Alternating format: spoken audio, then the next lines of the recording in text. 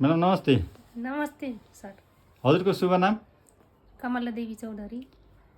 हजुर यहाँ किन आउनुभएको? के समस्या थियो? थाइरोइडको सर। थाइरोइडको समस्या थियो। हजुर। कहाँ कहाँ चेक गर्नुभयो पहिला? नेपालगञ्ज गएँ सर। पहिला सुरु धनगढीबाट नेपालगञ्जबाट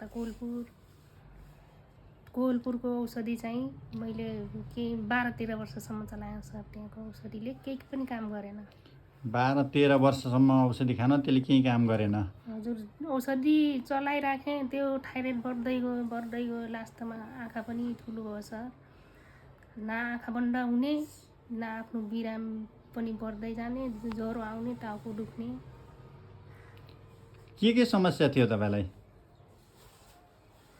पोखाला लाग्ने सर, खाएको खाना नपच्ने, अनि ज्वरो आउने, टाउको दुख्ने, छाती एकदम भट्किने। छातीमा मैले चिसो पानी राखेर पनि सुत्थेँ सर। ए, छाती तातेर चिसो पानी राखेर पनि सुत्नुहुन्थ्यो? हजुर। अनि अहिले ती समस्याहरू केही छ हजुरलाई? छैन सर। आँखा पनि बन्द नहुने थियो, घाँटी पनि एकदम ठुलो थियो, खाना नपच्ने, पखाला लागिरहने, मुटु एकदमै भड्किने, ढाड दुख्ने, उभिन नसक्ने, रिङ्गाटा लाग्ने, त्यो समस्या थियो होइन? हजुर। कति वर्ष जति खानुभयो होलिस्टिक हेल्थ प्रणालीको यो सप्लिमेन्टहरू? यो चाहिँ 2.5 वर्ष होला। 2.5 वर्ष खानुभयो। 2.5 वर्षमा तपाईँको सबै समस्या समाधान भयो? भएकै जस्तो लाग्छ सर। अहिले त केही पनि छैन। विशेष गरी के समस्याको लागि खानुभएको थियो? थाइरोइडकै लागि। थाइरोइडको भनेर खानुभएको थियो, तर त्यसले आँखालाई पनि राम्रो भयो, थाइरोइडलाई पनि राम्रो भयो, कलेजो पनि राम्रो भयो होइन? एउटा रोगलाई भनेर खाएको अरू रोग पनि राम्रो हुँदो रहेछ? हुँदो रहेछ सर। तपाईँलाई हुन्छ मेरो समस्या समाधान हुन्छ जस्तो लागेको थियो कि थिएन? पहिला त त्यत्रो ठुल्ठुलो अस्पतालमा गएर त मेरो यत्रो पैसा खर्च गराएर केही गरिदिनु भएन। यो कम्पनीले पनि मेरो पैसा खालि लुट्ने मात्रै हो कि मेरो औषधि, मेरो बिराम ठिक हुन्छ कि हुँदैन भनेर मैले पनि धेरै मन धिस्किचाइराखेको थियो, तर हुने रहेछ। योभन्दा पहिला लगभग कति जति पैसा खर्च गर्नुभयो? बाहिर अरू हस्पिटलमा, मेडिकलमा कति पैसा खर्च गर्नुभयो? एकैचोटि गएर सर 20-30 हजारले पनि पुग्दैन थियो सर। अब कति भनौँ, मैले त्यत्रो वर्ष अब कति खर्च भयो के भयो, अब त्यसरी भन्न त सकिँदैन सर अहिले। पहिला एकचोटि जाँदाखेरि 20-30 हजार रुपियाँ खर्च गर्ने, अथवा एकचोटि गयो 10-12 हजार खर्च हुने, 5-7 हजार खर्च हुने गरी धेरै पैसा खर्च गर्नुभयो। तै पनि समस्या जहाँको त्यहीँ थियो होइन? यो खाइसकेपछि तपाईँ अहिले 2.5 वर्ष भन्नुभयो। 2.5 वर्षको अवधिमा त्यस्तो ठुलो बिरामी हुनुभएको छ?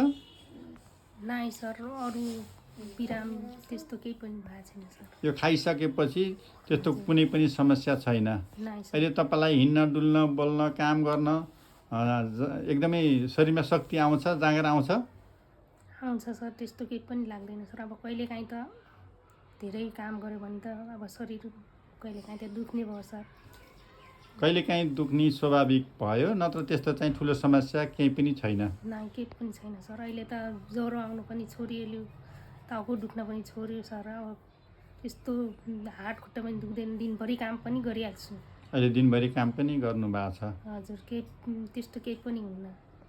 पहिला काम गर्न सक्नुहुन्थेन, सुते गर्ने मन लाग्थ्यो होइन? हजुर। अहिले चाहिँ काम गर्न जाँगर आउँछ। हजुर। तपाईँ जस्ता बिरामीलाई के सल्लाह दिनुहुन्छ? यही होलिस्टिकको औषधि खानुस् र राम्रो हुन्छ, त्यही सल्लाह दिनु पर्यो सर।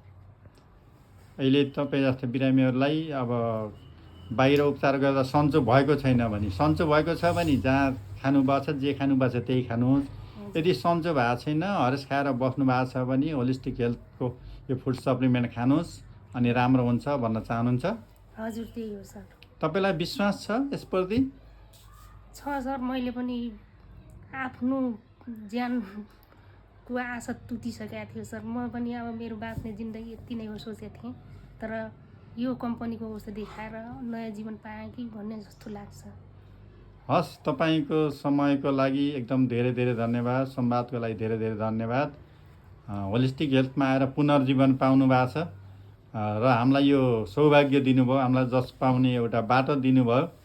सप्लिमेन्ट त एकदमै राम्रो छ, 100% काम गर्छ र मान्छेले आफैले कसरी खाइन्छ, भन्ने कुरामा भर पर्ने कुरा हो। अहिलेसम्म जतिले खानु भएको छ, हामीसँग थुप्रै मान्छेहरूले स्वास्थ्य गुमाउनुहुन्छ, सम्पत्ति गुमाउनुहुन्छ, शरीर गुमाउनुहुन्छ, धेरै ठाउँमा गएर कहीँ नभइसकेपछि अन्तिम अवस्थामा आउनुहुन्छ। त्यसपछि भन्नुहुन्छ कि ग्यारेन्टी हुन्छ, कति दिनमा सन्चो हुन्छ भनेर भन्नुहुन्छ। त्यस्ता मान्छेहरू पनि अन्तबाट डक्टरले अब तपाईँ बाँच्नुहुन्न, 15 दिन, 1 महिना, 3 महिना भनेर आएका मान्छेहरू पनि पुनर्जीवन भएर बाँचेर पुनर्जीवन पाएका धेरै मान्छेहरू हुनुहुन्छ। त्यसमध्येमा तपाईँ पनि एकजना पर्नु भएको छ। होलिस्टिक हेल्थ प्रणालीको तर्फबाट तपाईँलाई धेरै धेरै बधाई छ। तपाईँ सधैँ स्वस्थ रहनुहोला, एकदम मस्त रहनुहोला, खुसी रहनुहोला। होलिस्टिक हेल्थ प्रणालीको तर्फबाट फेरि पनि तपाईँलाई धेरै धेरै धन्यवाद।